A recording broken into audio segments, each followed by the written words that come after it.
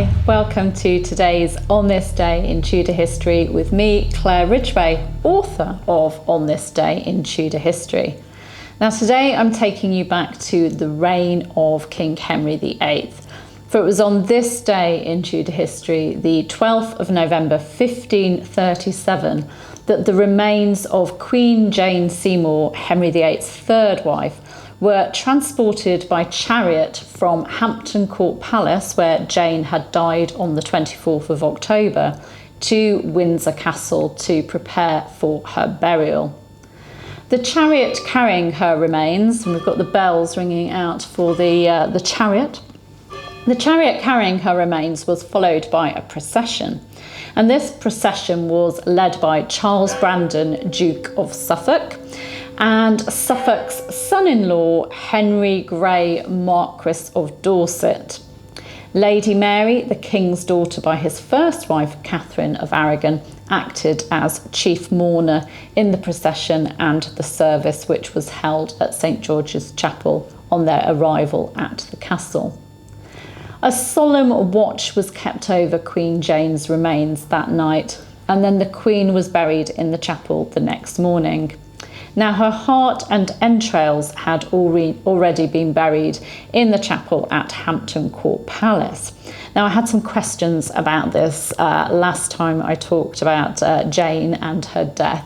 It was quite normal, quite traditional for people to have their innards, their heart, their entrails, and that buried separately. So those would be buried perhaps in one place and the rest of their corpse buried in another.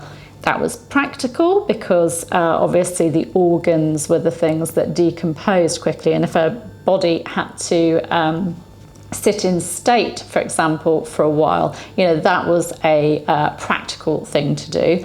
But it also meant that you could honour different places with your remains, and if you'd been married perhaps a few times, you could have different bits buried at different places with your different husbands and wives even.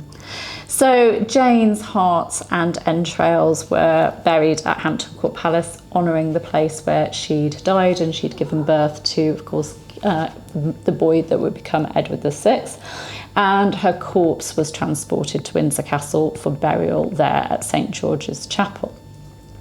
Chronicler and Windsor Herald Charles Risley records the procession and the funeral.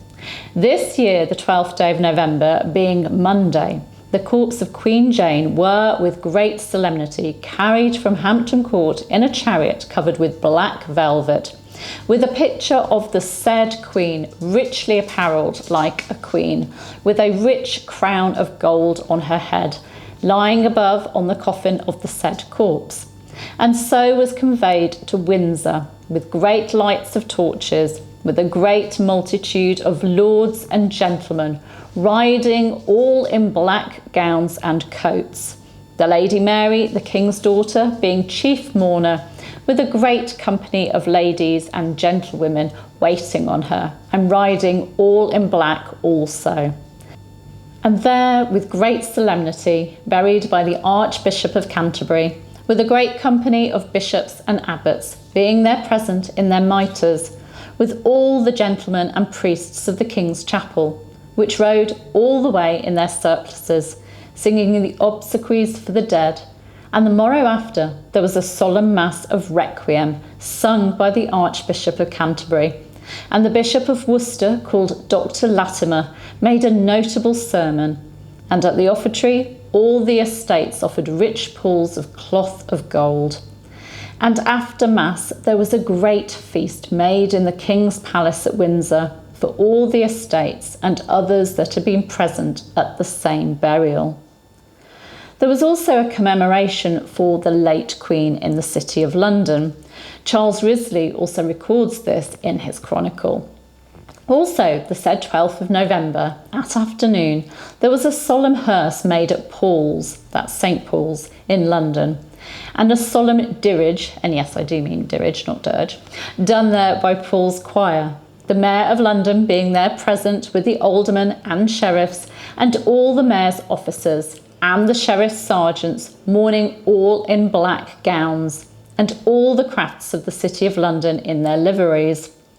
Also, there was a knell rung in every parish church in London, from 12 of the clock at noon till 6 of the clock at night, with all the bells ringing in every parish church, solemn peals from 3 of the clock till the knells ceased.